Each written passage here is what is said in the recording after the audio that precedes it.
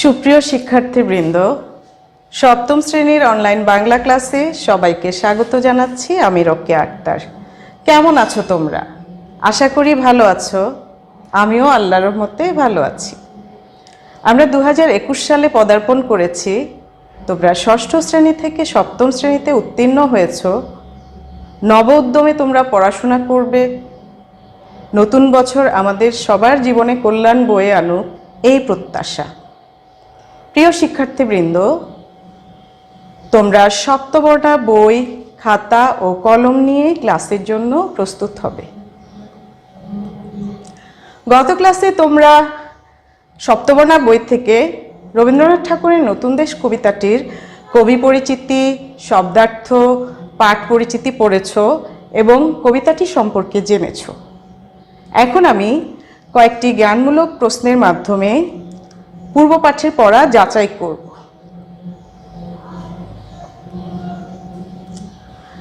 রবীন্দ্রনাথ ঠাকুর কত বঙ্গাব্দে জন্মগ্রহণ করেন? মনে আছে তোমাদের? কত বঙ্গাব্দে জন্মগ্রহণ করেন বলো তো? রবীন্দ্রনাথ ঠাকুর 1268 বঙ্গাব্দে জন্মগ্রহণ করেন। নৌকা কোথায় বাঁধা আছে বলো তো? কোথায় বাঁধা আছে? ঘাটে, নদীতে নাকি বিলে? নৌকা ঘাটে বাঁধা আছে। নতুন দেশ কবিতায় উল্লিখিত কিশোর কোথায় থাকে? কেউ বলতে পারবে? কোথায় থাকে? নতুন দেশ কবিতায় উল্লিখিত কিশোর ঘরের কোণে থাকে। নৌকা কখন ভেসে যায়? কখন ভেসে যায় বলো তো? নৌকা রাতের শেষে ভেসে যায়। রবীন্দ্রনাথের শিশুতোষ রচনা সংকলিত হয়েছে কোন গ্রন্থে? কোন গ্রন্থে বলতে পারবে? রবীন্দ্রনাথের শিশুতোষ রচনা সংকলিত হয়েছে কৈশোরক গ্রন্থে। পশুরা কিভাবে ঘুরে বেড়ায়? কবিতায় আমরা পড়েছি পশুরা কিভাবে ঘুরে বেড়ায়। পশুরা দলে দলে ঘুরে বেড়ায়। নারিকেলের বন কোথায়? মনে আছে তোমাদের নারিকেলের বন কোথায়? দূর সাগরের পাড়ে নারিকেলের বন। আপিস শব্দের অর্থ কি? এই শব্দার্থটা কে বলতে পারবে? অফিস শব্দের একটি কথ্যরূপ আপিস। তোমরা প্রশ্নগুলোর উত্তর যথাযথভাবে দিতে পেরেছো, তার মানে তোমরা মনোযোগী হয়ে পড়াশোনা করেছো। এতক্ষণ আমরা পূর্বপাঠ নিয়ে আলোচনা করলাম। আজকে আমি নতুন দেশ কবিতার অনুধাবনমূলক প্রশ্ন এবং সৃজনশীল প্রশ্ন সম্পর্কে আলোচনা করব। আজকের পাঠ থেকে তোমরা কয়েকটি গুরুত্বপূর্ণ অনুধাবনমূলক এবং সৃজনশীল প্রশ্নের উত্তর বলতে ও লিখতে পারবে, বর্ণনা করতে পারবে, ব্যাখ্যা ও বিশ্লেষণ করতে পারবে।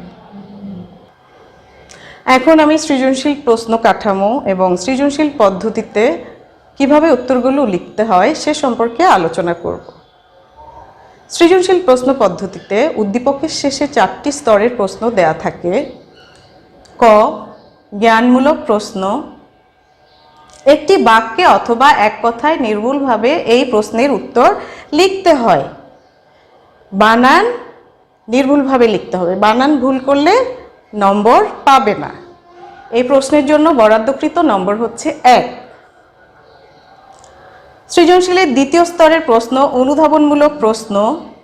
2টি অংশে লিখতে হয়। প্রথম অংশ জ্ঞান, তারপর অনুধাবন। পাঠ্য বিষয়ের জ্ঞানমূলকের আলোকে ব্যাখ্যা করে অনুধাবন অংশ লিখতে হয়। প্রথম অংশ জ্ঞানের পরে প্রথম অংশ জ্ঞান অবশ্যই পূর্ণাঙ্গ বাক্যে লিখতে হবে। তারপর সেই জ্ঞানের আলোকে দ্বিতীয় অংশ ব্যাখ্যা করবে। 4 থেকে 5টি বাক্যে প্রাসঙ্গিক বিষয় লিখতে হবে, কোনো অবান্তর কথা সেখানে লেখা যাবে না, অর্থাৎ পরিমিতিবোধ থাকতে হবে। আর এই প্রশ্নের জন্য বরাদ্দকৃত নম্বর হচ্ছে 2। প্রয়োগ তুলনামূলক প্রশ্ন হলো সৃজনশীল প্রশ্নের তৃতীয় স্তরের প্রশ্ন। 3টি অংশ বা প্যারায় লিখতে হয় এই প্রশ্নের উত্তর। প্রথমে জ্ঞান, তারপর অনুধাবন, তারপর প্রয়োগ। আমরা জ্ঞান অনুধাবন সম্পর্কে আগেই জেনেছি। প্রয়োগ কি? পাঠ্য বইয়ের বিষয় ও উদ্দীপকের মধ্যে সমন্বয় সাধন করে বর্ণনা করাই হচ্ছে প্রয়োগ। জ্ঞান, অনুধাবন, প্রয়োগ এই 3টি প্যারায় উত্তর লিখতে হয়, আর নম্বরও হচ্ছে 3। সৃজনশীল প্রশ্নের চতুর্থ স্তর বা শেষ স্তর হচ্ছে উচ্চতর দক্ষতামূলক। এখানে 4টি অংশ বা প্যারায় প্রশ্নের উত্তর লিখতে হয়। প্রথমে জ্ঞান, তারপর অনুধাবন, প্রয়োগ, উচ্চতর দক্ষতা।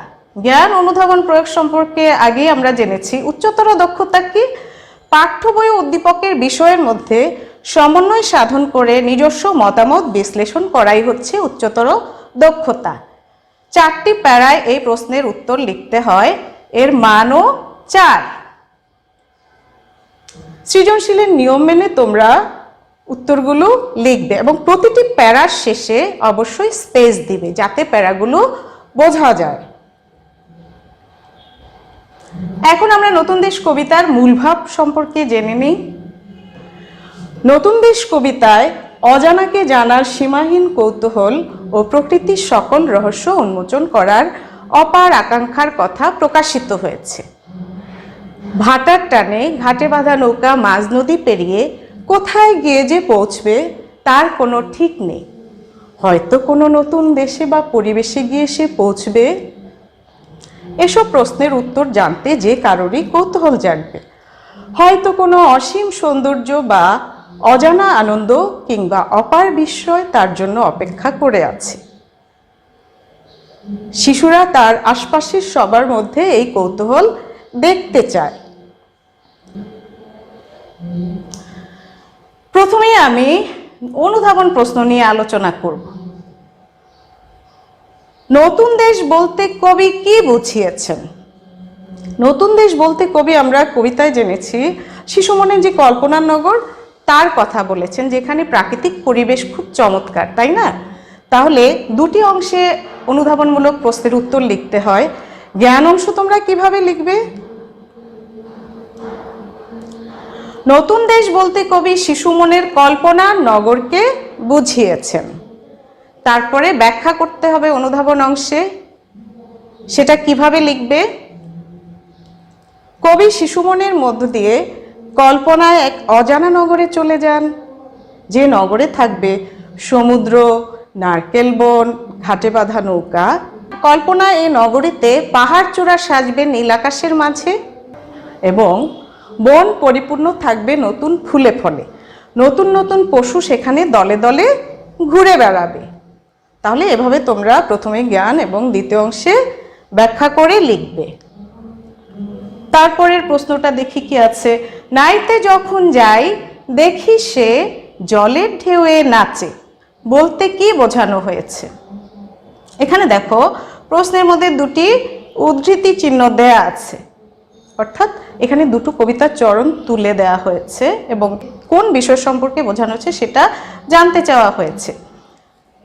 তো নাইতে শব্দের অর্থ গোসল, আর সে বলতে এখানে নৌকাকে বোঝানো হয়েছে।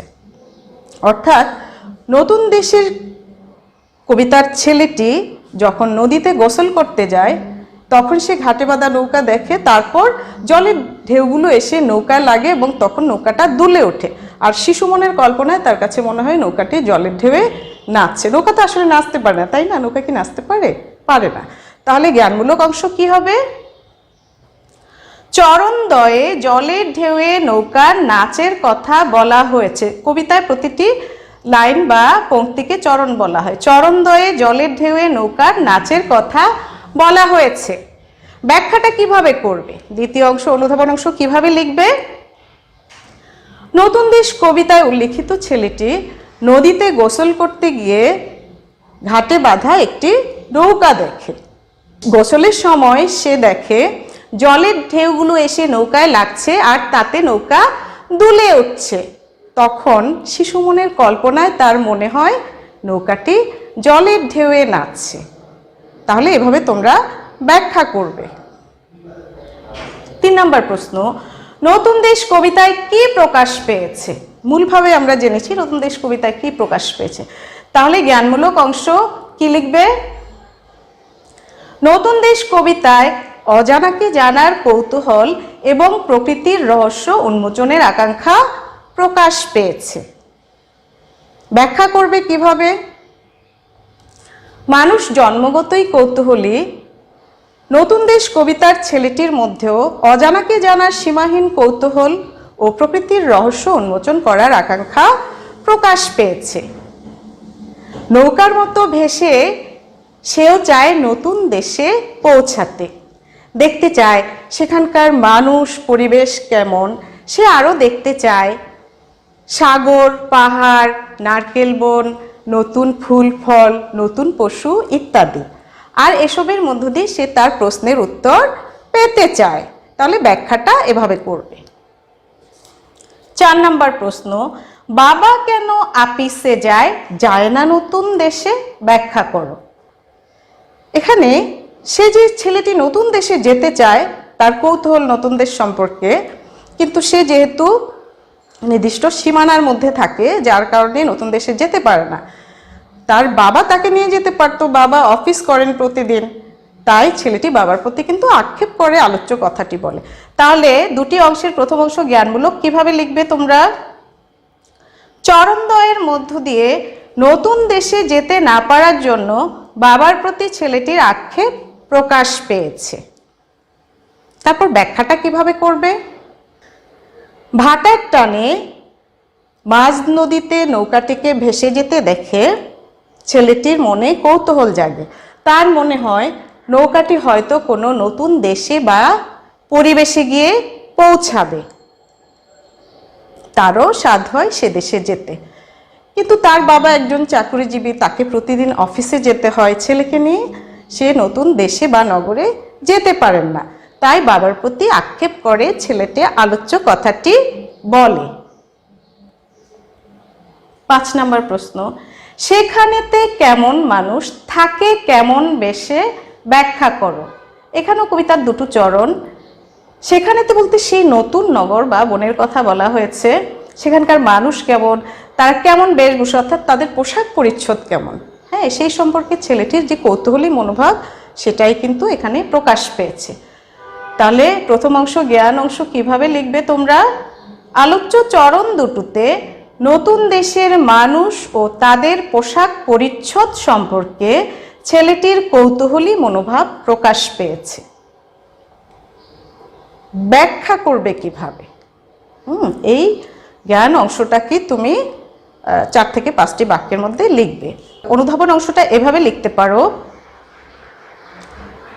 নতুন দেশ কবিতায় ছেলেটি নদীতে গোসল করতে গিয়ে ঘাটে বাঁধা একটি নৌকা দেখে এবং ভাটার টানে নৌকাটিকে ভেসে যেতে দেখে তার মনে হয় নৌকাটি কোনো নতুন দেশ বা নগর অভিমুখে পাড়ি জমিয়েছে এবং তার মনে কৌতূহল জাগে সে দেশের মানুষ কেমন, পরিবেশ কেমন, তাদের পোশাক পরিচ্ছদই বা কেমন।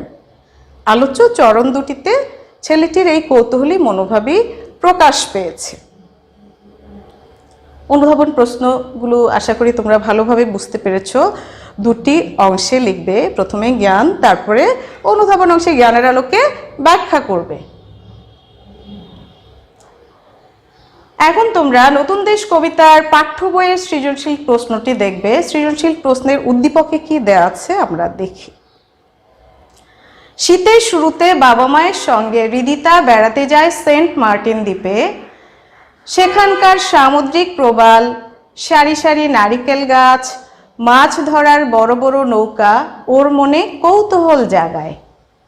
দিগন্ত জুড়ে ছড়িয়ে থাকা নীলাভ জলরাশি, পরিষ্কার আকাশ ওকে নিয়ে যায় অন্য এক জগতে।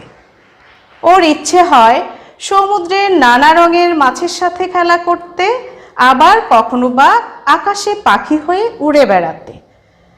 তাহলে উদ্দীপকটা পড়ে তোমরা কি বুঝতে পারলে সেটা কিন্তু আগে তোমাদেরকে বুঝতে হবে, তারপরে প্রশ্নগুলোর উত্তর করতে পারবে। এখন আমরা দেখি নতুন দেশ কবিতার আসলে কোন বিষয়গুলো উদ্দীপকে ফুটে উঠেছে। এখানে শিশু মনের যে কৌতূহল কল্পনার অবাধ বিচরণ এবং সৌন্দর্য মুগ্ধতা, এই বিষয়গুলোই কিন্তু ফুটে উঠেছে। তাহলে প্রশ্নগুলো চলো দেখি। ক, নীল আকাশের মাঝে কি সাজে? জ্ঞানমূলক প্রশ্ন, একটি বাক্যে অথবা এক কথায় উত্তর লিখবে। নীল আকাশের মাঝে কি সাজে? তাহলে উত্তর কি হবে? নীল আকাশের মাঝে পাহাড় চূড়া সাজে। খ, অনুধাবনমূলক প্রশ্ন, থাকি ঘরের কোণে বলতে কি বোঝানো হয়েছে? থাকি ঘরের কোণে বলতে ছেলেটির নির্দিষ্ট পরিমণ্ডলে থাকার কথা বোঝানো হয়েছে। নতুন দেশ কবিতায় ছেলেটি নদীতে গোসল করতে যায়, তারপর ভাটার টানে নৌকাটিকে মাঝ নদীতে ভেসে যেতে দেখে। তার মনে হয় নৌকাটি কোনো নতুন নগর বা অভিমুখে উদ্দেশ্যে ভেসে চলেছে। তারও স্বাদ হয় নৌকাটির মতো ভেসে সে দেশে যেতে, কিন্তু সে যেহেতু একটি নির্দিষ্ট পরিমণ্ডলে থাকে তার কারণে তার বাইরে সে যেতে পারে না, তাই আক্ষেপ করে সে আলোচ্য কথাটি বলে। গ, প্রয়োগমূলক প্রশ্ন, হৃদিতা সেন্ট মার্টিনে দেখা দৃশ্যে নতুন দেশ কবিতায় চিত্রিত কোন দিকটি প্রতিফলিত হয়েছে ব্যাখ্যা করো। তোমরা কি বুঝতে পেরেছো কোন দিকটি প্রতিফলিত হয়েছে উদ্দীপকটি পড়ে? হৃদিতার সেন্ট মার্টিনে দেখা দৃশ্যে নতুন দেশ কবিতায় চিত্রিত প্রাকৃতিক সৌন্দর্যের দিকটি প্রতিফলিত হয়েছে। নতুন দেশ কবিতার ছেলেটিও কিন্তু সৌন্দর্য মুগ্ধতা দেখতে পাই আমরা এবং হৃদিতার মাঝেও দেখতে পাই, তাহলে প্রাকৃতিক সৌন্দর্যের দিকটি প্রতিফলিত হয়েছে, এটা জ্ঞান অংশ। তারপরে অনুধাবন অংশ। অনুধাবন অংশ হচ্ছে এই যে জ্ঞান অংশটা তোমরা লিখলে প্রাকৃতিক সৌন্দর্য বিষয়ক কয়েকটি কথা লিখতে হবে, কয়েকটি বাক্যে। তাহলে বাংলাদেশ প্রাকৃতিক সৌন্দর্যের দেশ, চারদিকে মনোরম পরিবেশ দেশটিকে ঘিরে রেখেছে। বাংলার প্রাকৃতিক শোভা মনোমুগ্ধকর, এদেশের রূপ সৌন্দর্য প্রকৃতি প্রেমিকের হৃদয়কে আনন্দে পরিপূর্ণ করে। হ্যাঁ, প্রাকৃতিক সৌন্দর্য বিষয়ক তাহলে 4 থেকে 5টি বাক্যে অনুধাবন অংশ লিখলে তারপরে তৃতীয় অংশ, তাই না? আমরা জানি প্রয়োগমূলক প্রশ্ন 3টি অংশ বা প্যারায় লিখতে হয়, তাহলে তৃতীয় অংশ কি হবে? প্রথমে পাঠ্য বইয়ের বিষয় লিখবে, তারপরে উদ্দীপকের সঙ্গে সমন্বয় করে লিখে প্রশ্ন অনুযায়ী তোমার উত্তর সমাপ্ত করবে। নতুন দেশ কবিতায় প্রাকৃতিক সৌন্দর্যের এক চমৎকার দৃশ্য দেখতে পাই। ছেলেটির চোখ দিয়ে আমরা দেখি নদীর বুকে নৌকা চলার দৃশ্য, ছেলেটির কল্পনায় ভেসে ওঠে নীল সাগরের কথা, যার পারে সারি সারি নারিকেলের বন। কবিতায় আরও চিত্রিত হয়েছে বিশাল নীল আকাশ, পাহাড়, সমুদ্র, নতুন ফুল ফল ও নতুন পশুর কথা, যা রূপসী বাংলার সৌন্দর্যেরই বহিঃপ্রকাশ। উদ্দীপকের হৃদিতা সেন্ট মার্টিনে গিয়ে প্রাকৃতিক সৌন্দর্য দেখে মুগ্ধ হয়। সে সেখানে সামুদ্রিক প্রবাল, সারি সারি নারিকেল গাছ, মাছ ধরার বড় বড় নৌকা দেখে মুগ্ধ হয়, কল্পনায় অন্য লোকে হারিয়ে যায়। তাহলে দেখো ছেলেটিও কিন্তু কল্পনায় বিচরণ করেছে, সৌন্দর্য মুগ্ধ হয়ে, এবং হৃদিতাও করেছে। তাহলে প্রশ্ন অনুযায়ী শেষে কি লিখবে? তাই বলা যায় হৃদিতার সেন্ট মার্টিনে দেখা দৃশ্যে নতুন দেশ কবিতায় চিত্রিত প্রাকৃতিক সৌন্দর্যের দিকটি প্রতিফলিত হয়েছে। ঘ, উদ্দীপকটি যেন নতুন দেশ কবিতার মূল ভাবকে ধারণ করে আছে, উক্তিটির যথার্থতা মূল্যায়ন করো। 4টি অংশ বা প্যারায় এই প্রশ্নের উত্তর লিখতে হয়। প্রথমে জ্ঞান, তাহলে জ্ঞান অংশটা যেটা হয়, তোমরা যদি কোটেশনে কোনো প্রশ্ন থাকে উক্তিটি যথার্থ লিখো, কিন্তু আরও ভালো হয় যদি কোন দিক থেকে যথার্থ সেই বিষয়গুলো পরিষ্কারভাবে লিখে ফেলো। তাহলে আমরা কিন্তু উদ্দীপকটি পরে প্রথমেই জেনেছি কোন বিষয়গুলোর দিক থেকে, তাই না? তাহলে তোমরা জ্ঞানমূলক অংশটা এভাবে লিখবে, অজানার প্রতি কৌতূহল, কল্পনার অবাধ বিচরণ এবং সৌন্দর্য মুগ্ধতার দিক থেকে উদ্দীপকটি নতুন দেশ কবিতার মূল ভাবকে ধারণ করে আছে। তাহলে উত্তরটা আসলে বেশি ভালো হয়। অনুধাবনমূলক অংশে কি লিখবে? এই যে 3টা বিষয় লিখলে জ্ঞানে, সে সম্পর্কে কয়েকটি বাক্যে সেগুলো লিখবে। শিশু কিশোররা সাধারণত কৌতূহল প্রবণ হয়, তারা পৃথিবীর সব কিছু নিজের মতো করে দেখতে চায়, বুঝতে চায়, কল্পনার জগতে গিয়ে স্বপ্নের জাল বুনতে তারা ভালোবাসে। পৃথিবীর সকল সৌন্দর্য তারা উপভোগ করতে চায় এবং প্রকৃতির মাঝে হারিয়ে যেতে চায়। তৃতীয় অংশ প্রয়োগ। তাহলে সেখানে প্রথমে লিখবে পাঠ্য বইয়ের বিষয়, তারপর উদ্দীপকের বিষয়। নতুন দেশ কবিতার কিশোর ছেলেটির মধ্যে অজানাকে জানার সীমাহীন কৌতূহল এবং প্রকৃতির রহস্য উন্মোচন করার অপার আকাঙ্ক্ষার কথা প্রকাশিত হয়েছে।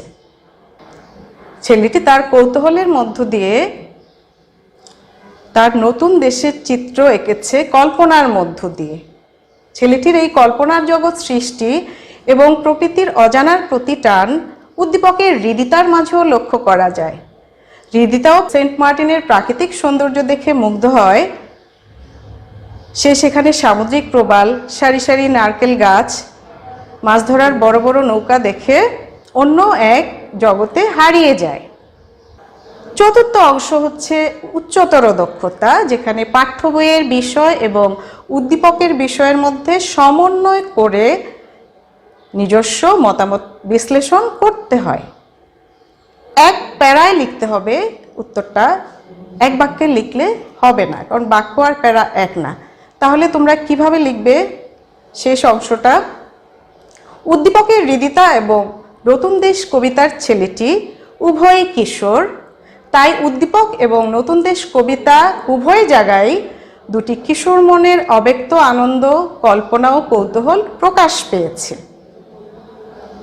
হৃদিতা এবং কবিতার ছেলেটি উভয়ই কল্পনায় তাদের জগৎ সৃষ্টি করেছে। পরিশেষে বলা যায় প্রশ্নোক্ত মন্তব্যটি যথার্থ হয়েছে।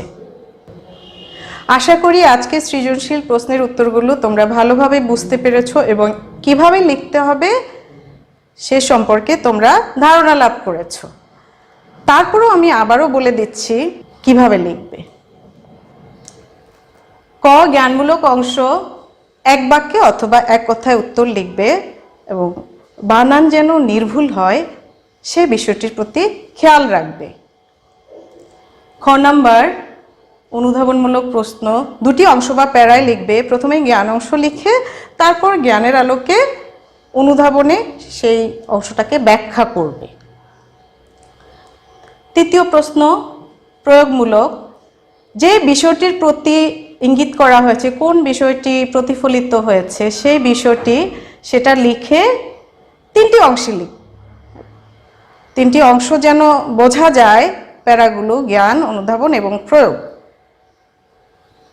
তিনটি অংশে লিখবে। তারপর উচ্চতর দক্ষতা চারটি অংশে লিখবে, জ্ঞান, অনুধাবন, প্রয়োগ এবং উচ্চতর দক্ষতা। এবং লেখা যেন কাটাকাটি না হয়, পরিষ্কার লেখা থাকে সেটার প্রতি খেয়াল রাখবে। এখন আমি আজকের পাঠ থেকে নতুন দেশ কবিতার কয়েকটি অনুধাবনমূলক প্রশ্ন তোমাদের জিজ্ঞেস করব, দেখি উত্তরগুলো তোমাদের মনে আছে কিনা। নতুন দেশ বলতে কবি কি বুঝিয়েছেন? মনে আছে তোমাদের? জ্ঞান অংশ কি হবে তাহলে? নতুন দেশ বলতে কবি শিশু মনের কল্পনার নগরকে বুঝিয়েছেন। তারপর কিভাবে ব্যাখ্যা করবে? কবি শিশু মনের মধ্য দিয়ে কল্পনায় এক অজানা নগরে চলে যান, যে নগরে থাকবে সমুদ্র, নারকেল বন, ঘাটে বাঁধা নৌকা।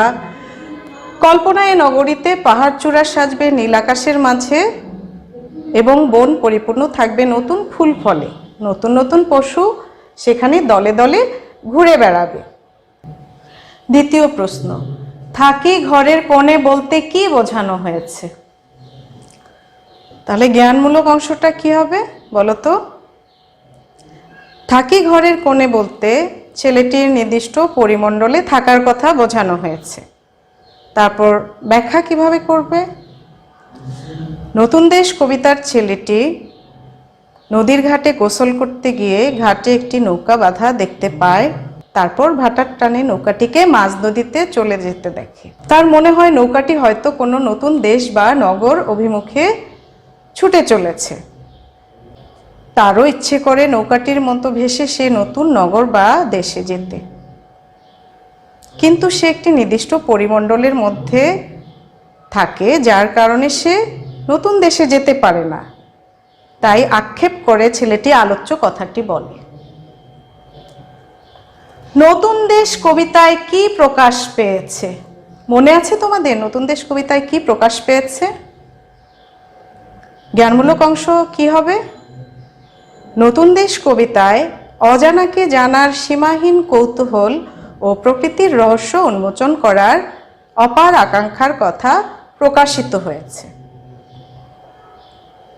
তারপর ব্যাখ্যা কিভাবে করবে? মানুষ জন্মগতই কৌতূহলী। নতুন দেশ কবিতার ছেলেটির মধ্যেও অজানাকে জানার সীমাহীন কৌতূহল দেখা যায়। নৌকার মতো ভেসে ভেসে সেও নতুন দেশে পৌঁছাতে চায়, দেখতে চায় সেখানকার মানুষ পরিবেশ কেমন, সে আরও দেখতে চায় সাগর, পাহাড়, নারকেল বন, নতুন ফুল ফল, নতুন নতুন পশু ইত্যাদি। আর এসবের মধ্য দিয়ে সে তার প্রশ্নের উত্তর পেতে চায়। হ্যাঁ, তোমরা ভালোভাবে উত্তরগুলো বুঝতে পেরেছ। এখন আমরা বাড়ির কাজে চলে যাই। আজকে বাড়ির কাজ নাম্বার 4, দুটি অনুধাবনমূলক প্রশ্ন থাকছে। নতুন দেশ কবিতায় কি প্রকাশ পেয়েছে? থাকি ঘরের কোণে বলতে কি বোঝানো হয়েছে? এই প্রশ্ন দুটোর উত্তর তোমরা স্ব বিষয় শিক্ষকের কাছে পাঠিয়ে দেবে। এবং আজকে আমরা এই যে অনুধাবনমূলক প্রশ্ন এবং সৃজনশীল প্রশ্নের উত্তরগুলো জানলাম, সে উত্তরগুলো তোমরা শিখবে। প্রিয় শিক্ষার্থীবৃন্দ, তোমরা নিয়মিত পড়াশোনা করবে, বাড়ির কাজ সময় মতো শিক্ষকের কাছে পাঠিয়ে দেবে, সুস্থ থাকবে, ভালো থাকবে। এতক্ষণ ধৈর্য ধরে ক্লাসে থাকার জন্য তোমাদের সবাইকে ধন্যবাদ জানাচ্ছি। আল্লাহ হাফেজ।